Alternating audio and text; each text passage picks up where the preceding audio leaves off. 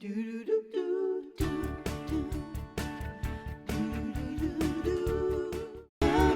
right, here to talk with us about what's next in the evolution of caregiving for aged loved ones in our life from Comfort Keepers in Home Care. Leslie Snoozy-Kaitfors is here. Welcome. We all at some point, we're facing the aging parent situation, loved ones. What are some of the signs that we should look for?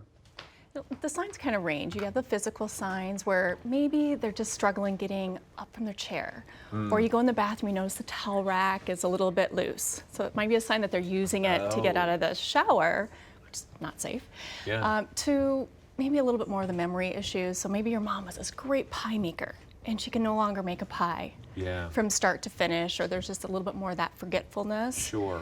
To some of the more emotional things where mood kind of starts changing. There's a little bit more anger sometimes, or they withdraw from activities that they normally did. Well, once you notice these signs, what are the care options we can offer our parents or the elderly? Well, they've changed so much in the last 20 years. Like when I started in senior care a long time ago, really the option was you either went to the nursing home or your family took care of you. Sure. And it kind of evolved where assisted living kind of came into place. And now home care is really taking on that role because truly people want to remain in their own homes. And so, what are the benefits of home care as opposed to being in a home or in a hospital? well, some of the benefits are, as I said, people want to remain in their home. So 90% of people really want to remain in their own homes. In their own home. We want them to as family members. Sure. Like when we moved my grandmother, I remember, it was no longer the gathering place Sunday after church. Yeah. And it changed some of our holidays. So, we as loved ones want to keep them in their home. We're surrounded by their memories because it's all those memories of the certain smells of the house, those types of things. I know. I was wondered too because before my dad passed, we would sit, and last time I spent time with him, we looked at a book of John Deere tractors because he worked at John, and he could tell me all of these wonderful things about the tractors and working out at John Deere, but he couldn't remember some of the things about the house that we grew up in. I go, remember Dad downstairs? So having him, but he wasn't at home, and having that place at home, that good fond memory, I suppose helps them through that transition. It really does. And moving from your home is a transition, and it's tough as we get older and learning that new routine of a different place. I mean, just even getting up for the bathroom at night. The newest innovations in home care would be what? Well, we have a philosophy of care called interactive caregiving.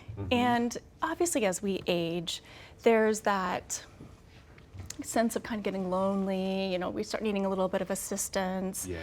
And with interactive caregiving, we really create a whole plan around not just the client, but their family and their care providers, their community, so that there can be this whole plan of care that really centers around engaging the client in their activities. And we always tell our comfort keepers, it's like doing with, not just doing for our clients. Right.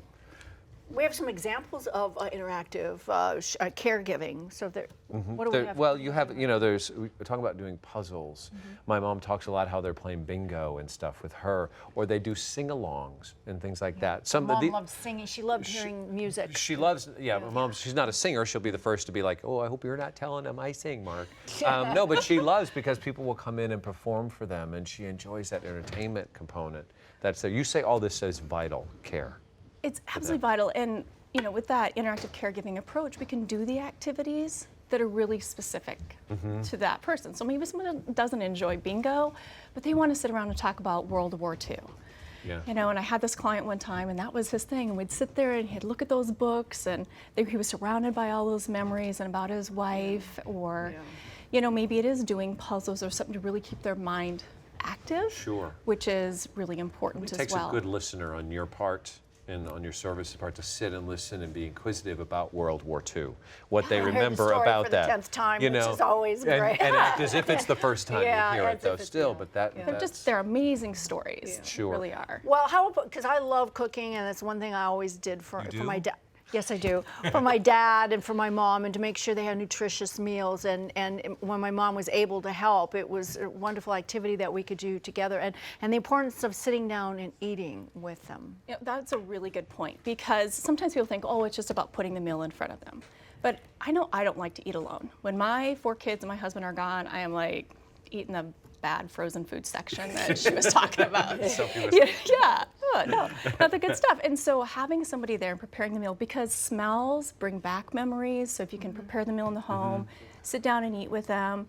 I think probably one of the best examples is my grandmother. She's like, oh, I'm not hungry. She wouldn't eat. But if you sat down and ate with her, I'm not kidding you, she'd about lick the plate clean. Yeah. Like it would be just, and it's that engagement, that social part of I being. noticed this, and I'll share, because I talk with my mom almost every day, and she talks about how she gets up, and sometimes a little bit because she'd broken both hips, but she's getting the walker, she's getting that mobility back, and she's talking about the importance of having somebody there to help her. What about physical activity? Yeah, and physical exercise too. That's part of what you say is important. Yes, and so again, it's kind of looking at all those components, and then what is special for them. So this time of year, it's great. Get outside. Yeah. The smells are fantastic, but maybe somebody can't. So what else can we do? And so we had a client one time in one of the Connecticut offices, and they were struggling with him. He was really mourning the loss of his wife. And they tried to figure out, how do we get him moving? And the Comfort Keeper happened to look through stuff and realize they used to dance together. And so she got him up dancing. So not only did that fill his spirit, which is part of what that interactive caregiving approach is really not just taking care of the body, but taking care of the soul as well. And it really just met all of those needs. It means so much. It means so much. Well, thank you so much for coming by and shedding the light on a lot of these things. For tips of some of the things that we discussed here today, please visit comfortkeepers.com.